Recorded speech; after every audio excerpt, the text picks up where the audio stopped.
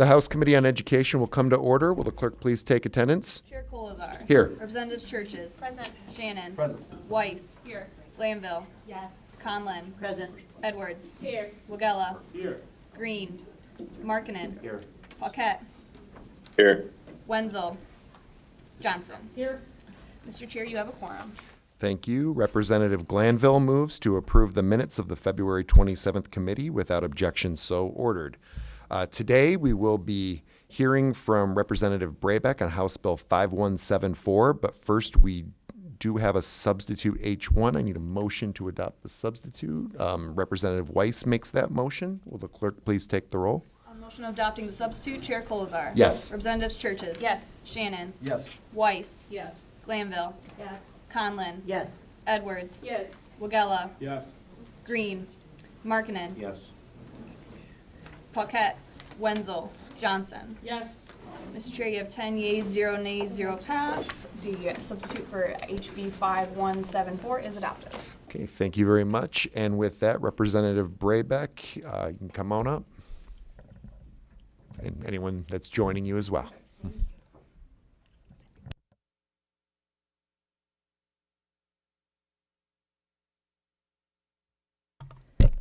Thank you, Chair and Committee. I appreciate being able to be here for House Bill 5174, and thank you for your grace as I ran over from another committee. I appreciate it. So here's the solution. I'm going to tell you the solution and then the problem that we're trying to address. So the solution is this particular legislation, and what it does is it provides information on organ, eye, and tissue donation and transplantation programs to be taught to Michigan ninth graders. The instruction would be developed and adopted by the Department of Education, who can also consult with third parties who have much more information, for example, Gift of Life, who is our expert in this state. Now, the instruction, this organ donation instruction, would be no less than 1 hour to make sure that we're able to include all the important information that our young people need about the state organ donor registry. This would be presented to all ninth graders unless excused by a parent or guardian in writing. Now, this bill does not require a curriculum change of any sort, and the instruction can be separate from any course requirements, and so it could be, again, presented separately, such as during an assembly. Now, here's the problem. The reason that we're trying to present this to our ninth graders is that our ninth graders, typically it's about 14 years and 8 months when our students can start to take driver's ed. And when they take that, they take segment 1. That's when they can start to take that. And when they do that, at the end of that, the completion of that, they need to get their permit to be able to drive and have all those practice drives and do all that. Actually, it's at the beginning, excuse me. But what we want to do is to be able to provide our students, our young people, with all of the information that they need on organ donation before they're asked that question when they go into the Secretary of State's office for that permit. Right? We want them to have that information so that they can know all about it, so that they can be educated when they answer that question, yes or no, for that very first time. And so, simply put, the solution is providing our students the education that they need to be able to answer that question around organ donation. And the big picture of why we're doing this is, some of you may recall, we've been able to work on some of these bills, but we have about over 2,500 folks right here in Michigan on the organ donor wait list, waiting for an organ. And so the more that we can educate and continue to grow our registry, which is growing at its slowest rate since its inception, we want to be able to do. And so this is another piece of that puzzle.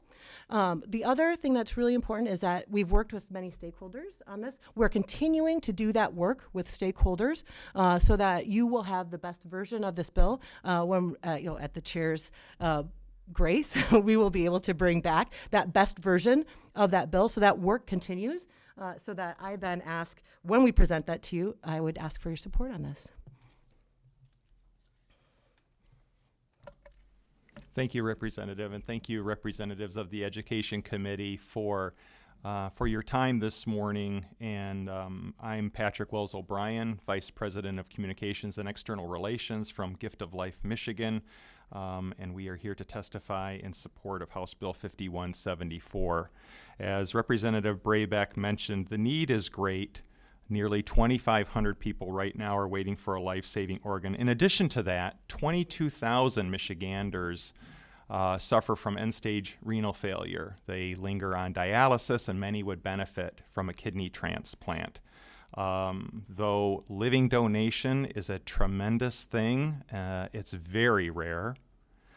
Most people will not survive. There's no other remedy unless somebody says yes. We have this great story of Rachel, who in the prime of her life, she two young boys, married, business owner, doesn't feel well, and goes to the doctor, ends up at the University of Michigan with a fatal diagnosis of congestive heart failure. She is not leaving the hospital without a heart transplant. And this is a lesson that it's your neighbor, it's your friend, this can happen to anybody, any one of us. And the only difference between, people die every day, and the only difference between that unavoidable death and an unavoidable death leads to an organ transplant that saves someone like Rachel is a yes. And that yes happens because of education. It happens because of the altruism that people have in their heart. But that altruism can be blocked with a lack of information, myths that they believe in, just a lack of knowledge. And some family, some individual put a heart on their license, and Rachel is here today.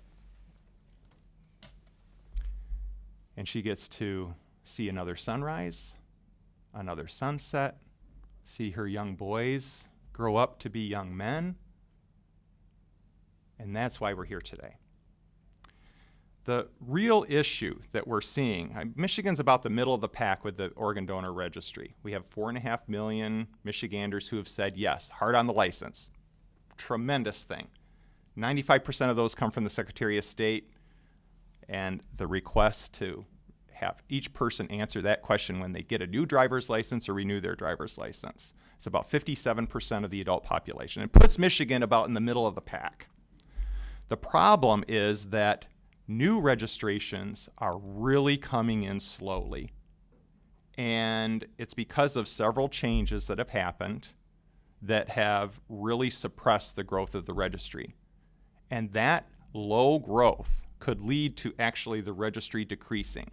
Because if you have a certain number of people who die every year and a certain number of people who move out of the state, the growth of the registry is getting lower and lower and lower. We could actually see the registry decrease. Right now it's still growing, but not by a lot. And only 21% of new drivers register as organ donors. That is abysmally low. Other states have 40, 50, 60% of new drivers saying yes. And I don't think it's because Michigan teenagers are less generous. Michigan teenagers are not less generous. They're uninformed. They are uneducated. Now, Representative Brabeck mentioned driver's education. We do have about 10 minutes in segment 2 for some information about organ and tissue donation. The reason why driver's education no longer works as a solution is because of the placement of it, which could be corrected. Right now, no new driver in Michigan is educated about organ donation before being presented with the question, because state law says it's to be in segment 2. And now you go in only once after segment 1 to get your permit. That's when you're now asked the question. That change happened during COVID. Wonderful change. I don't want to go into the Secretary of State more than I have to. And so these new drivers only have to come in once now, but it's now before they get this little bit of information. So that's one problem. It's too little information, too late. The second, And the more pervasive problem, the reason why this is no longer a solution for Michigan driver's education, and we would still like to get that fixed, and the reason why this bill is so necessary, is because 56% of teenagers get driver's licenses and go through I mean, the 1980s, when I got a driver's license, everybody got a driver's license. It was like more than 80% of teenagers got driver's licenses. And now that number is really low. Additionally, because of Michigan's high insurance rates in our cities, especially Detroit, very few people in those cities are getting any information at all or being presented with the question. And so this is also an issue of racial disparity, because 30% of those nearly 2,500 people on the waiting list are people of color. And so we aren't getting the information to them, and we aren't getting people registered because we're not educating them. With us today is our public educator, Allison. I'm going to introduce her, and she's going to talk a little bit about our program. The bottom line is that Gift of Life Michigan is prepared to go into all 1,800 schools with a program, either in person or virtually. We have the capacity to be in about a third of Michigan's 1,800 schools every year. The governing board of Gift of Life Michigan has made that financial commitment, and right now there are public educators who work with Allison in our schools as we speak. We can't get into all the schools. We were in a record number last year, 366 schools last year out of the 1,800. We can't get into all of them because of all the reasons you can imagine. We need this bill in order to make this program available. It's no more than an hour of this critical information. It doesn't cost the state any money. It doesn't cost the schools any money. It doesn't inconvenience teachers because we have a turnkey program of a video and discussion guides that if we can't be there, it's very low burden for the teacher or the school to implement our program. And it doesn't even have to be our program. We worked with the Michigan Department of Education on the language for this legislation with Representative Brayback. And so Allison is going to talk a little bit about the program. And the last thing I'll leave you with before I turn things over to Allison is that your predecessors made this such a priority, because people are going to say there's too many mandates. It's already too much burdening our schools. Yes, it's just 1 hour, but there's so many things that we're putting onto the schools. We shouldn't allow another thing. Why is this the thing? This is so important that it's the only thing on the driver's license. You have state agencies maintaining a database to save lives. And we go through all this effort to ask the question now on state tax forms at the Secretary of State, and we don't educate about it, even just up to an hour. This bill will save lives. And it's just an hour, and it won't cost anything. With that, I'm going to hand things over to Allison to tell you a little bit more about the program. Thank you, Patrick, and good morning, representatives of the Education Committee. I appreciate the opportunity to be here and share a little bit more about our education program. I am the Senior Community Relations Coordinator at Gift of Life Michigan, and I oversee Gift of Life's It's All of Us student education program. And this is, as Patrick mentioned, this is a free program that we offer to schools. We're primarily in the high schools, but we work with a variety of different schools that are interested in bringing this program in.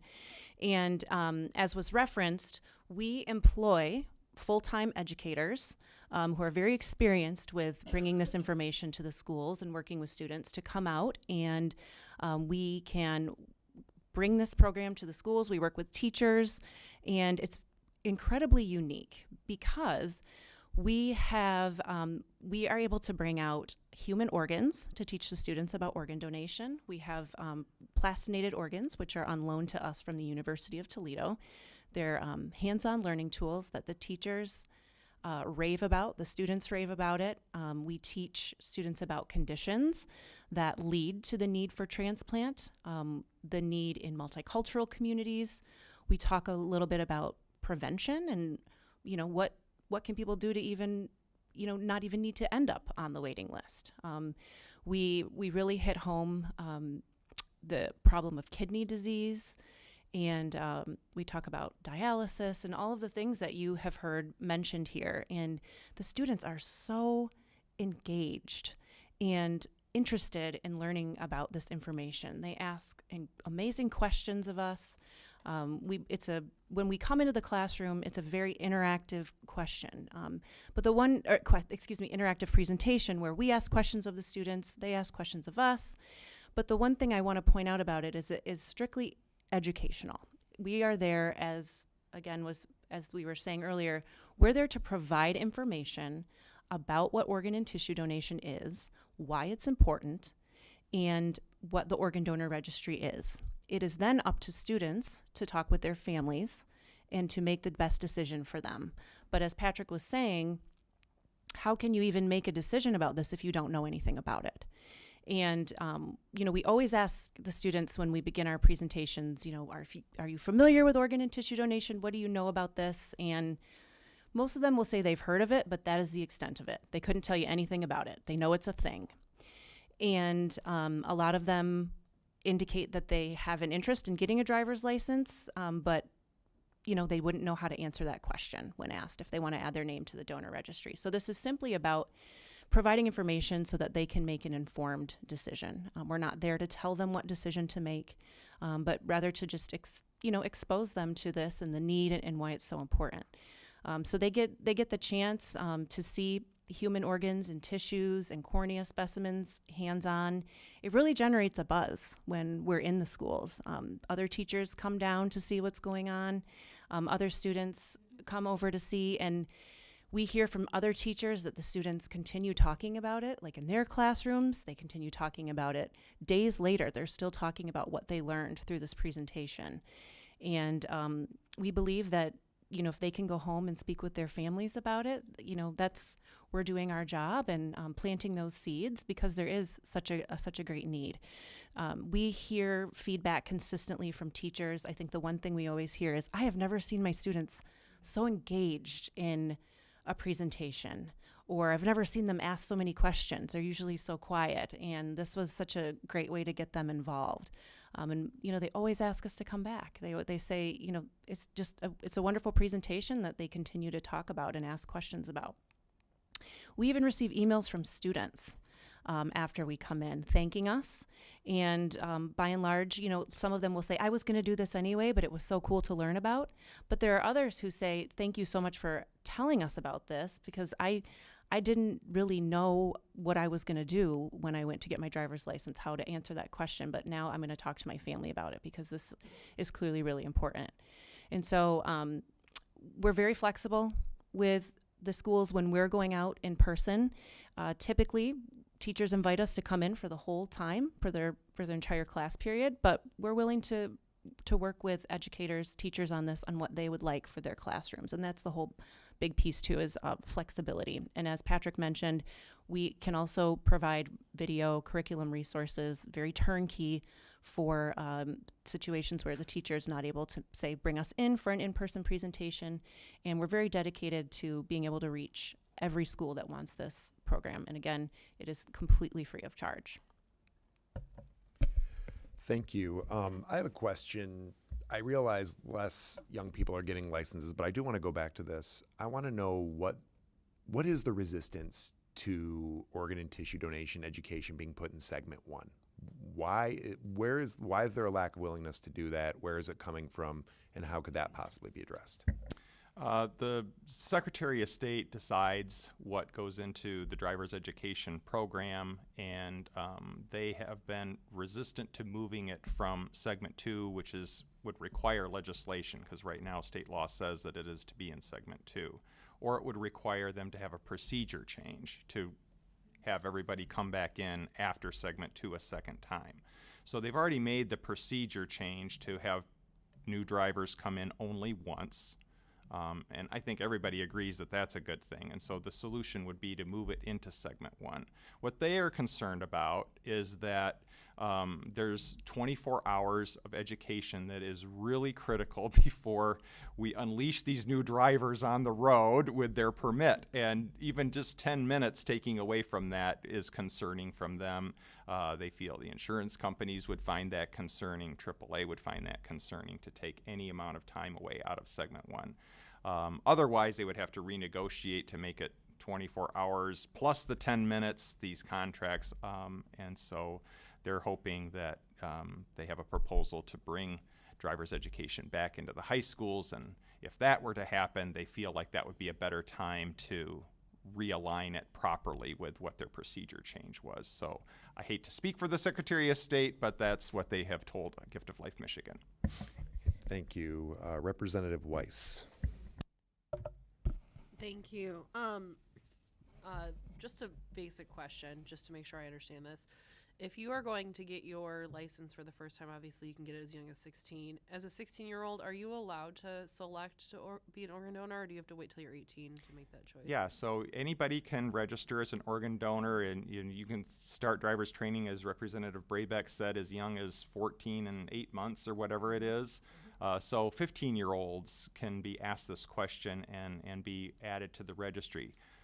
Parents have the ultimate decision up to age 18, and then after that, that registration holds as if it was its first person authorization, and it's binding as it would be as if you made that decision as an adult. So parents still have to approve if you're under 18? It would only be an issue if that young one were to actually be in a situation where they would have the potential of being an organ donor. Then the parents would be able to, would be approached, and they would have to approve that. Understood. And then I know that you said that this would be no cost to the state. You also mentioned that you're currently, I think I heard, if I heard right, committed to be able to serve a third of districts right now. We can serve a third of the districts right now. We feel we can be in 500-600 of the 1,800 schools in person with the staffing level that we have right now. The Governing Board of Gift of Life Michigan has made that commitment for in-person educators. The remainder would be able to access the turnkey program in order to have the program.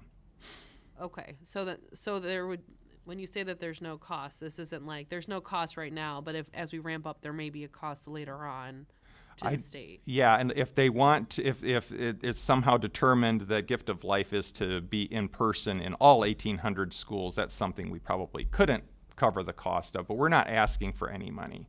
And we don't think it will require any money from the state, because we think that between the in-person presentations that we would offer, even at that level, and the turnkey virtual program, we think that the spirit and the letter of the law could be accommodated without any additional cost to the state or the schools. Okay, just one really quick one. Sure. If a student's not able to complete the program, would that affect their ability to graduate? No. Okay, thank you. Thank you. Representative Glanville. Thank you, and thank you all for being here today. I do have a heart on my license, so. And as does Representative Weiss. I wanted to kind of follow up on some of these requirement questions as well. I'm just trying to understand how this fits into the existing curriculum and what the actual expectations are in the school. I appreciate, you're thinking that it's just an hour. We have the program for you. It's not that hard. But having been a high school teacher, I get it. From that other side. So one question I have is, this is a requirement now? I mean, in theory, it would be required in 9th grade health classes. Is that correct? You go ahead. So we can tag team it. Okay. So part of the importance of this legislation is making it mandatory for that education piece. We started off looking at the bio class, because we knew that all. That's not exactly sorry, I don't mean to interrupt, but that's not exactly my question. I just want to clarify. So we're asking this to be taught for all ninth graders. Yes, essentially. for all ninth graders, but not necessarily in a class. Okay. So that's a big change that we've worked on with MD. We, like I was starting to say, we started in bio class because we knew a lot of ninth graders took that, but that was more challenging to do when we were working with stakeholders. So then we broadened it to, it could be a presentation, it could be an assembly, it could be, like that schools have that option to be able to choose the how. Okay, and I appreciate all of that, so thank you for broadening that. But if this is a requirement, how is that being tracked? And is there a educational expectation of understanding or uptake or assessment around what they have learned in this? Like, how is it required? Is it a checkbox that they attended an assembly? What does that look like? As long as from Gift of Life Michigan's perspective, I don't think the law specifies, but from Gift of Life Michigan's perspective, we just want all ninth graders to hear this information. It's not a test. We're not expecting any outcome. We're not, as Allison mentioned, we're not pressuring students to sign up on the registry at the end of that hour. It's just making sure that every person in the state of Michigan, when they go through our educational system, receives this information. And that's what I'm trying to clarify is, how do we know that everybody received the information? How is that tracked or recorded or followed up on? Who's doing that work? If I may speak to just what I know, what we will be doing is we currently are tracking everywhere we go, how many classes we're in, how many students we present to. So that would be something we would track. We can track on our end, of course. If there are further things needed for that right now, that's something we're very closely tracking, and I imagine would continue to do so. And we could work out those particulars, I think, on our end, but I don't know if there's other things, from your perspective that you are thinking. I guess I'd like to hear maybe from MDE or another that's entity, maybe clarify around this piece of what are the actual expectations. I was looking at the House Fiscal Assessment, and it looked like there was some potential cost. So just trying to understand what that burden might be on schools in terms of reporting and tracking and things like that, just so we have a full picture of what does it look like to require something like this. And We so, can I add one more piece for you? We can absolutely get all that information for you. The other thing that I would add is that if a parent does not, or guardian, does not want a student to participate in this, that is an option as well. I just want to make sure. can a student opt out?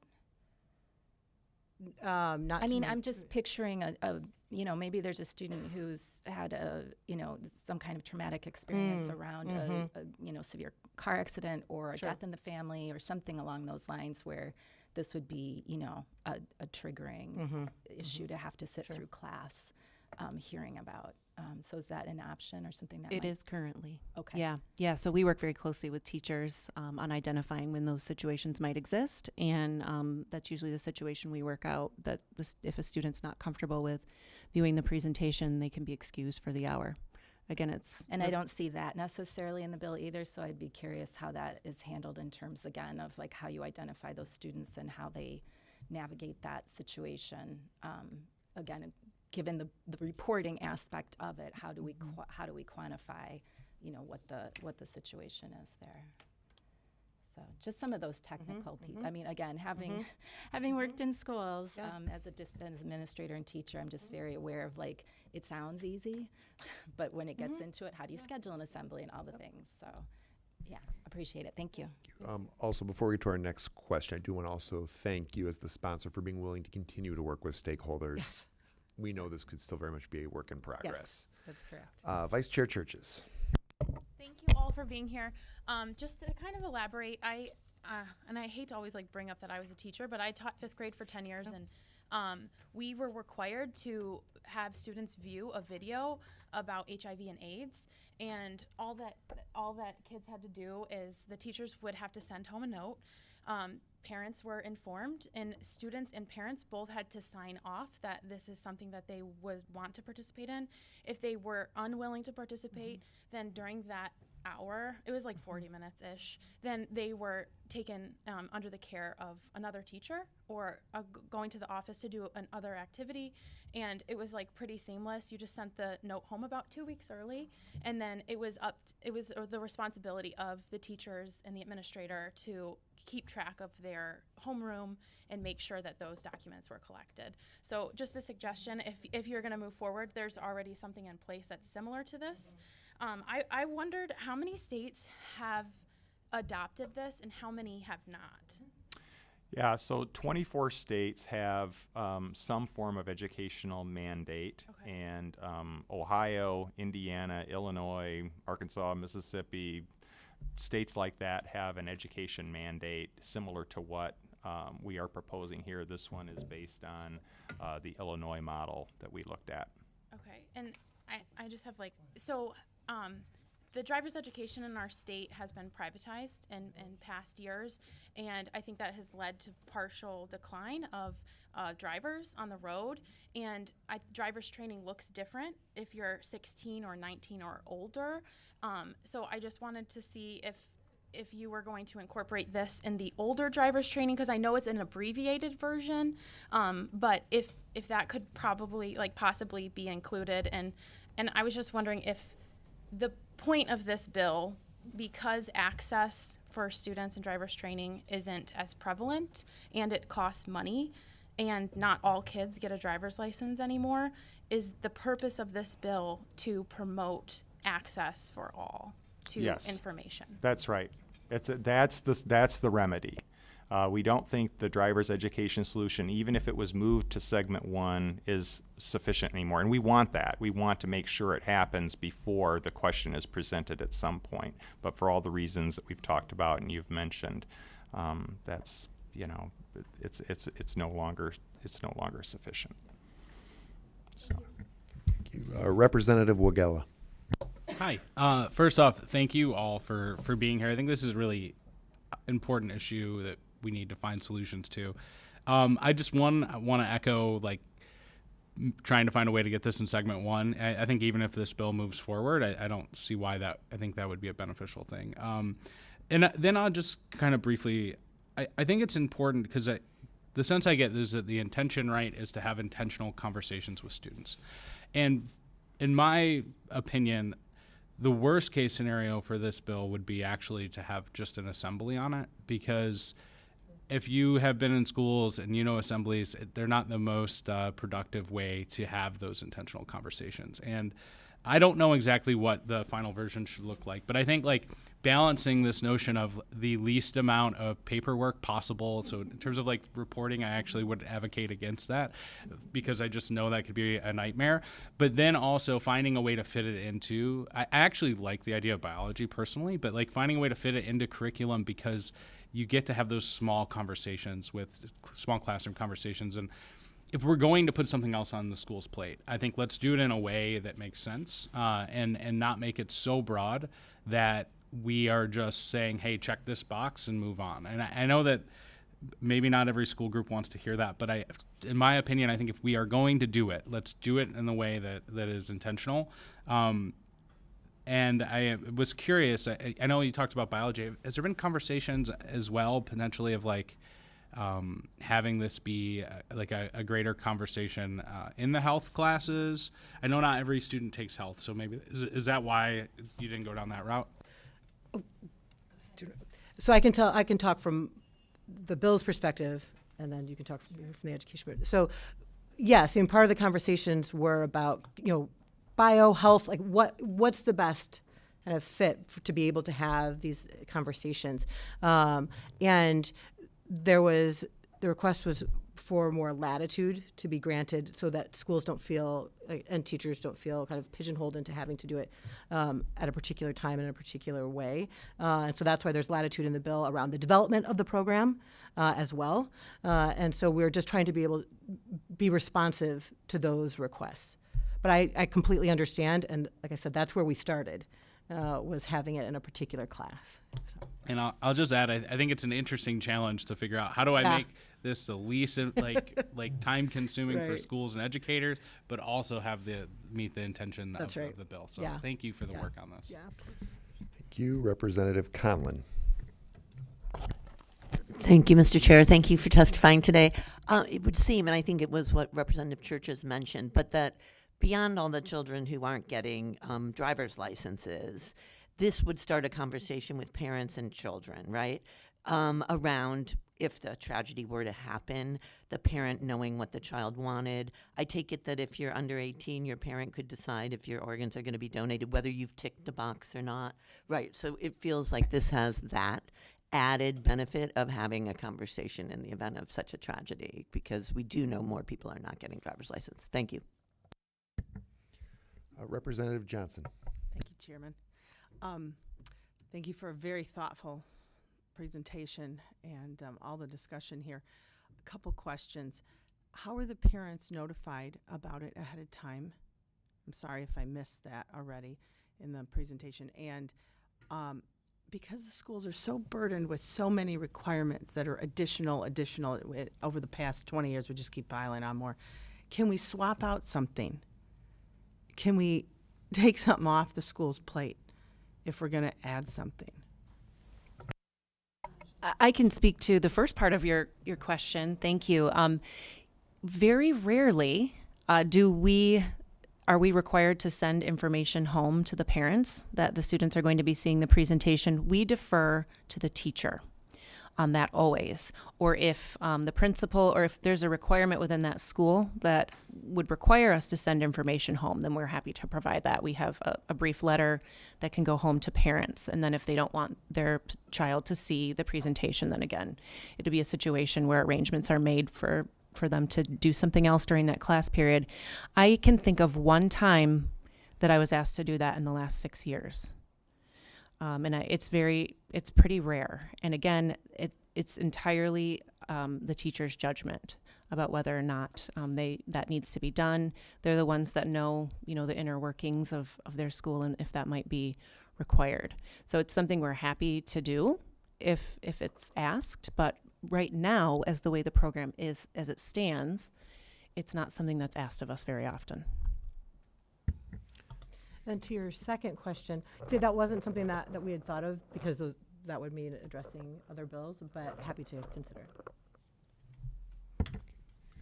Thank you, and thank you all for being here. And is it Rachel?